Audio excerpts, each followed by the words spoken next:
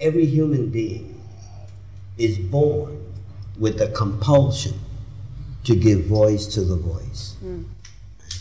But the social condition that's controlled by the priest, the monarch, and the merchant does not allow for every human being to learn to appreciate the power inside. So then the poet comes along to give voice to the voice, and on behalf of those who can't or didn't dare or were conditioned away from realizing the power and the beauty in themselves. So like with the New Yorican movement, that had to come, right? Because there was no Puerto Rican literature being manifesting in New York, except from the point of view of the island, right? But not from the point of view of the people here. So the influences that are at work here gave rise to those who had to. What Jose and I represent is a generation of people who converged more or less at the same time, and because of what New York is, in the same place.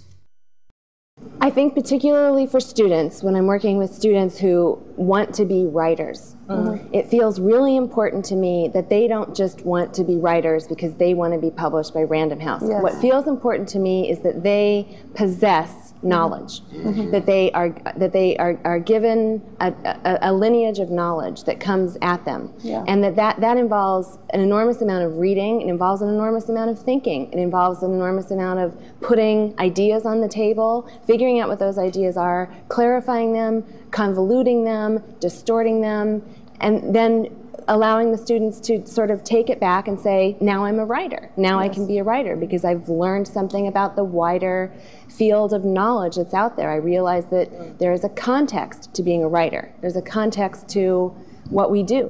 Our first foray into producing was an off-Broadway production of a play entitled Closet Land, written by an Indian American woman named Radha Bharadwaj, that had been a story that was originally made into a film commissioned by Amnesty International and dealt with the politics of torture and human rights.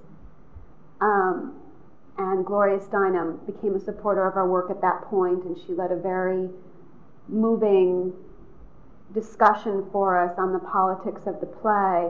It was also at that time that Bridget and I learned a really valuable lesson in terms of what we needed to choose to produce.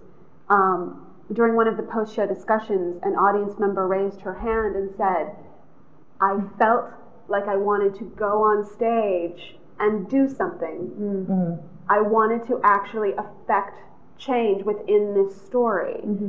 And that impulse to want to actually get out of your seat and then to take action is something that is a huge influence on any choice we make right now, is what are the stories that are going to inspire people to do that, to think that they can affect the world and make change in a positive way.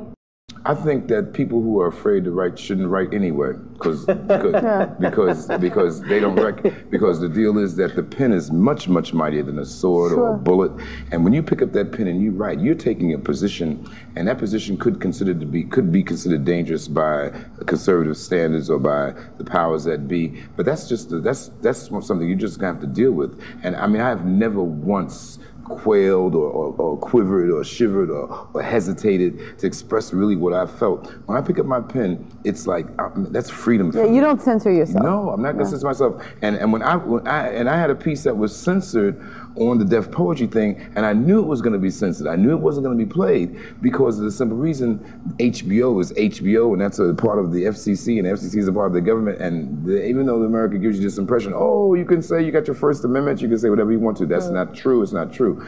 The fact is, I decided to say America's a terrorist, and when I said that as a through line of my poem, there was big alerts, big red lights went off, and Stan Lathan, who happens to be a good friend of mine, he, as well as Russell Simmons, I'm not saying is a good friend of mine, Stan Lathan is a friend. We used to teach together. I was not surprised that they didn't air it. I was a bit surprised that they couldn't come to me and explain to me why, but I knew why.